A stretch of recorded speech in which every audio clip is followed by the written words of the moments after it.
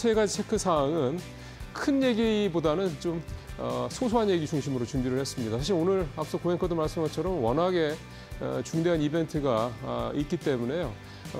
그런 상황에서 지금 뭘 좀 쳐다보면 좋을까라는 부분들 조금 소소한 얘기를 준비를 했습니다. 첫 번째는 관세 충격에서 좀 비교적 괜찮을 만한 데들이 뭐냐라는 거에 대한 이 소위 말하는 탐색 작업 계속되고 있지 않습니까? 지금까지는 대략 이 엔터 쪽, 그다음에 조선, 방산 이런 섹터들이 이제 주로 거론이 좀 되고 있고요. 어제 같은 경우도 이제 그런 어떤 시장에서의 발굴 작업이 성과가 좀 더 나타났다 이렇게 이제 볼 수 있는 날이었습니다.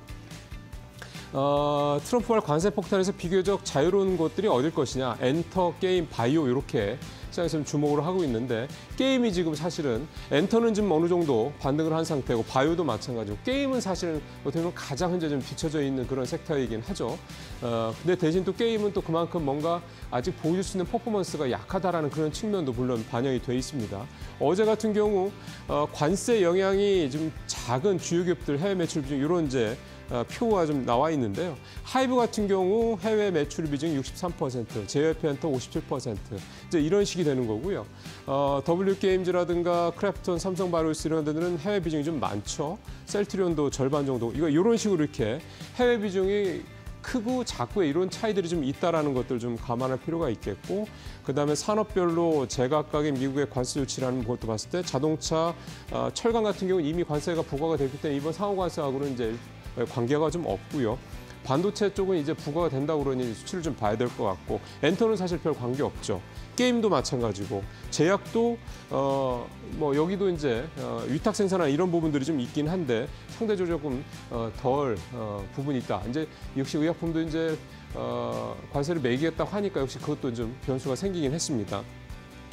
이런 상황에서 어제 전체적으로 이런 엔터와 게임 관련주들의 주가 흐름들이 좀 괜찮았다. SM 4%, 하이브도 1.9% 이런 모습도 좀 보였고, 크래프톤 어제 게임 중에서는 크래프톤 정도만 이제 반등을 하긴 했는데 보시는 것처럼 구독료나 인앱 결제 매출이 대부분이다 보니까 해외 매출 비중이 그다지 높지를 않은 거죠. 그러니까 관세와 연관된 매출 비중이 높지 않다라는 것도 좀 특징이라고 볼 수가 있겠습니다.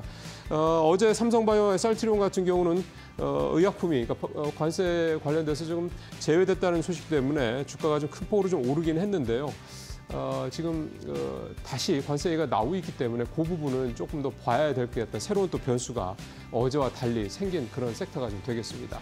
두 번째 섹터로 가보겠습니다. 철강주도 어제 사실은 마찬가지입니다. 철강주도 이미 지난 2월 달부터 25% 관세가 시행이 좀 되고 있죠. 알루미늄 쪽도 좀 그렇고요. 그러다 보니까 이번에 상호 관세에서는 또 한 걸음 떨어져 있는 그런 섹터가 좀 되겠습니다. 그러다 보니까 어제 금강공업 9%, 넥스틸 8%, 세아제강도 어제 5% 가까이 오르는 등 전체적으로 이 강관주들을 중심으로 주가가 좀 큰 폭으로 오르는 그런 모습을 보였습니다. 무역 확장법 232조에 따라 지금 관세를 상호 관세를 부과하는 건데, 이미 품목 관세가 부과가 되고 있는 철강이 그렇고 앞서 말씀드렸던 자동차가 좀 그런 거죠. 이런 데 같은 경우는 중복 과세를 이제 관세 부과를 안 한다 이런 내용들 때문에 이번 상호 관세에서는 이제 배제가 돼서 이렇게 주가가 좀 어제 올랐다고 좀 봐야 되는 것 같고요. 사실 이거보다 더 중요한 게 이제 펀더멘탈적인 측면에서 이제 이슈가 되는 거죠. 중국이 올해 철강 생산량을 좀 통제하겠다는 정보 발표가 좀 있었고요. 내수배양, 중국 내수배양에 대한 수혜에 대한 기대감도 또 좀 있고요.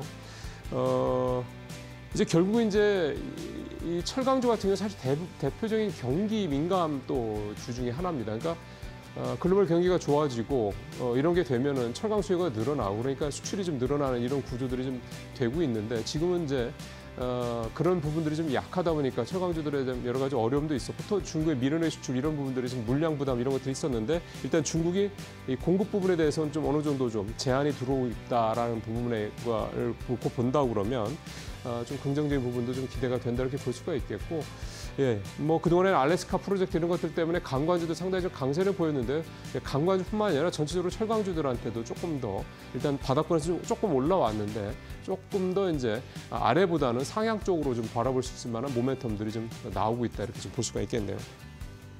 하나만 더 보겠습니다.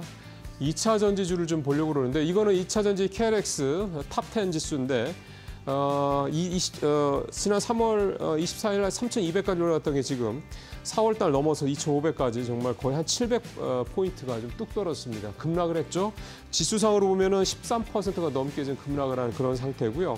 2차 전지주 전체 시가총액로만 놓고 본다면 일주일 만에 시총이 26조 원이나 증발을 했습니다. LG에너지솔루션 뭐 공매도가 몰려 있고 에너지 에코프로비라든가 이 2차 전지 관련 소재주뿐만 아니라 이 배터리주들한테도 공매주들이 좀 공매도가 좀 몰려 있었던 그런 측면도 좀 강하다고 봐야 되겠고, 역시 관세 부과에 대한 부담도 좀 있다고 봐야 되겠고, 증권가에서는 근데 여전히 긍정적으로 보고 있습니다. 2분기부터 전기차 수요가 좀 개선이 되고 실적 회복에 대한 기대감이 여전히 있다, 이렇게 좀 보고 있고요.